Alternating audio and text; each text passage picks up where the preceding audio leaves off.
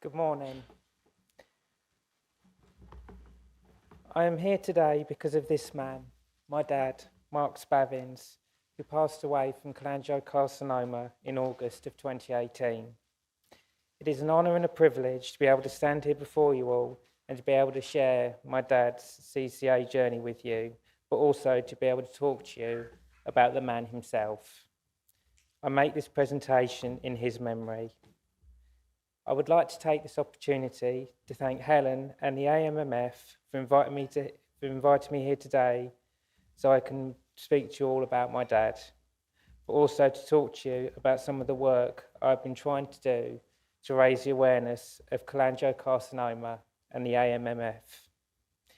It will become clear later on why I called this presentation The Human Impact, but first I'd like to tell you about some of the work I've been doing.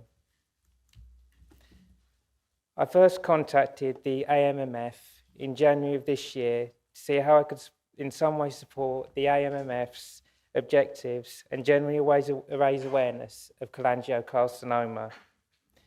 The AMMF have been extremely welcoming, and I've had numerous correspondence with both Michaela and Helen over the past few months. I would like to thank them both for being so welcoming.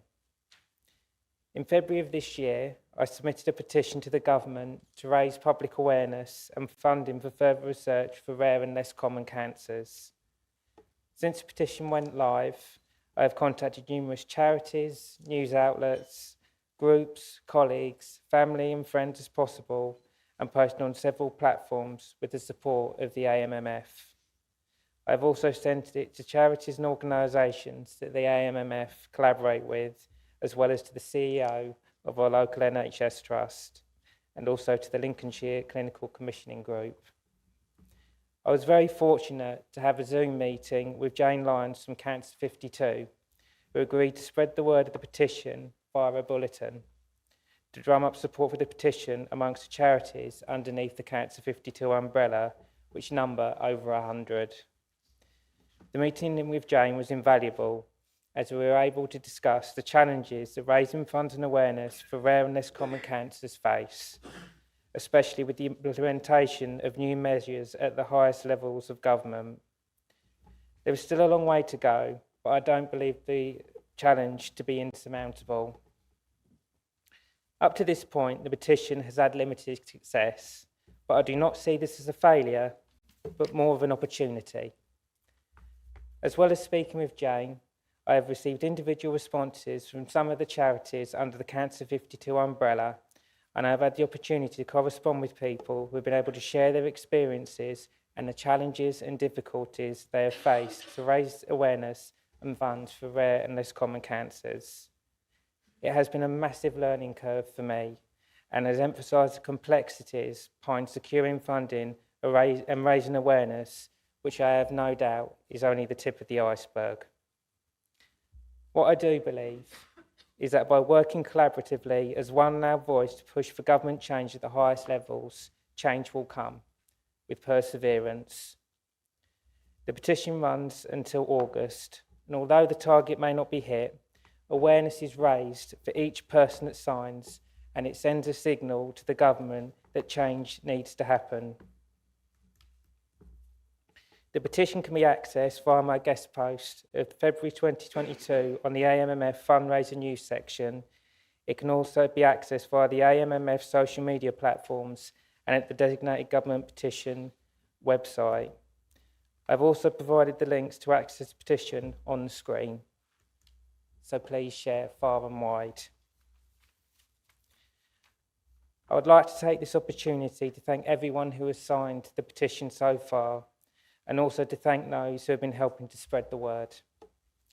I've sent the petition to my local MP, Matt Warman, who advised me that he has forwarded it on to the Secretary of State for Health. I am currently awaiting a response, which I'll be happy to share on its arrival. So, the human impact. My dad's CCA journey. My dad woke up one morning of February 2016 with jaundice.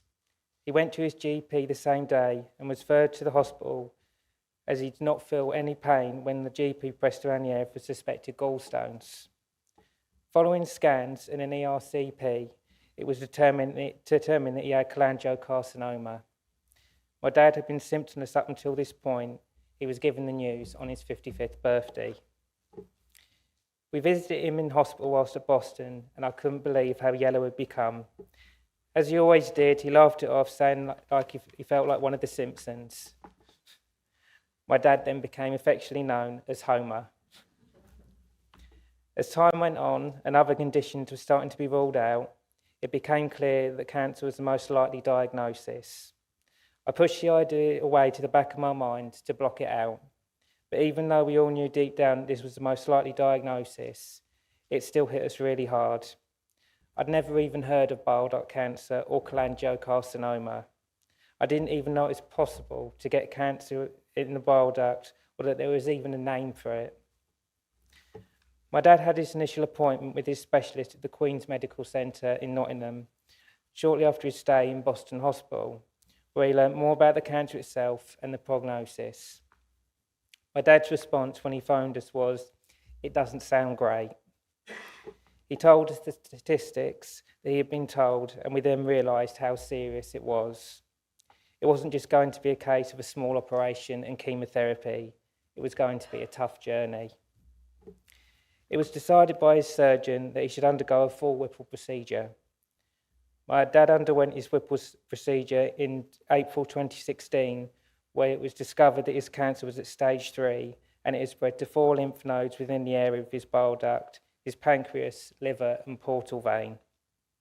His surgeon was able to remove all of the cancer except for the cancer that had wrapped itself around his portal vein.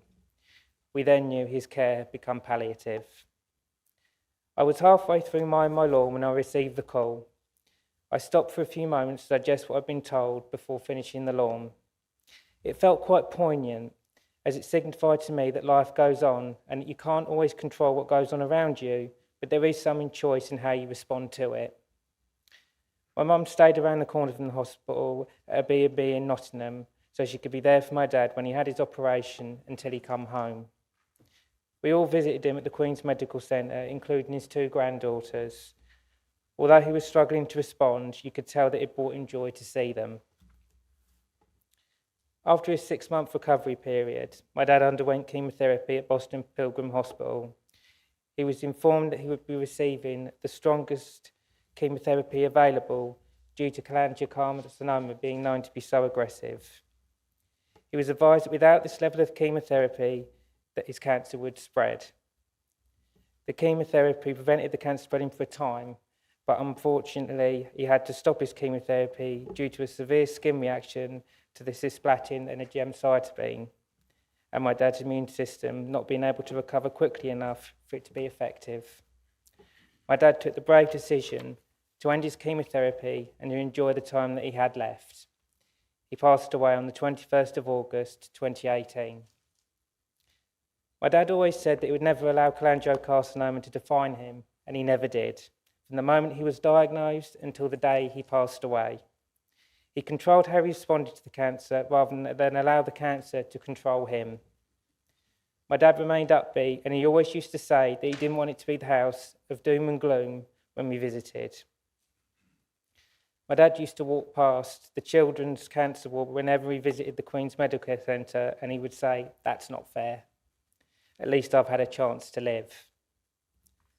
My dad and I shared a dark sense of humour, so we would often crack jokes about his cancer and the symptoms he was experiencing.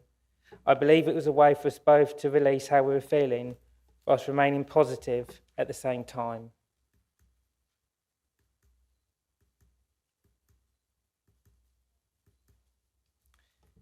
The man himself. My dad was a family man, and he thought the world of my mum Debbie, myself, his daughter Lindsay, my brother-in-law Andy, and his 2 granddaughters, Lily and Ruby.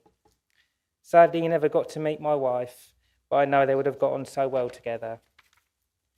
Becoming a granddad was a very special moment for my dad, and we are just so grateful that he got to meet and spend time with them both. He had a very quirky sense of humour, which was very dry with incessant toilet humour. My dad could be very playful, and he had his own names for things and had many nicknames for his friends, work colleagues, and family. One thing my dad had a major love for was World War II aircraft. He would have happily turned the bungalow into a World War II aircraft museum. He had many pictures on the walls and lots of memorabilia, which are still around the bungalow to this day. My mum, however, drew the line at having aircraft models hanging from the ceiling now. It wasn't uncommon to get in the car after you'd been on a business trip and for the CD player to turn on with World War II theme music to the Battle of Britain and the Dam Busters blaring out at full blast. I think he probably flew home more than drove home. My dad had the wonderful opportunity to fly on a Spitfire, which was when the opening photo of my presentation was taken. He was in his element, although slightly green afterwards. My dad was loved by many, and he brought a lot of laughter. He was a compassionate man who would go out of his way to help people. My dad gave us many wonderful memories, which we will always treasure. We are all so proud of him and what he achieved with his life. He will be forever missed.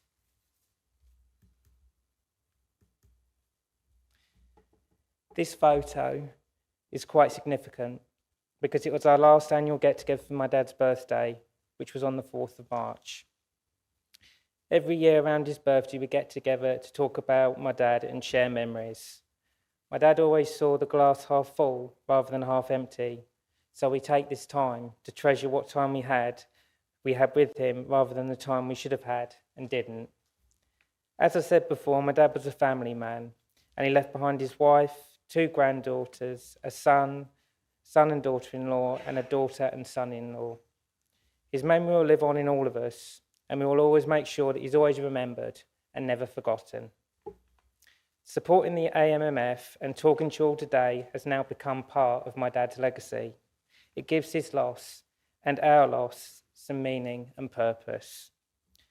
My dad and the AMMF have given me the opportunity to try and bring hope to others on their CCA journey, but also to their friends and family as well, which I'll always be grateful to the AMMF for and for my dad. If this presentation provides hope to just one person, then I shall see it as a success. I look forward to continuing my support of the AMMF in the years to come and to keeping my dad's memory alive. It's only since supporting the AMMF that I've realised just how many people are affected by cholangiocarcinoma, both young and old. Hopefully in time a cure will be found for cholangiocarcinoma to prevent others going through the devastating, long-lasting effects of this cancer that we and many other families across the world have gone through. This final photo was taken on the last holiday I had with my dad once he recovered from his Whipple procedure. The human impact of cholangiocarcinoma on our family has been life-changing.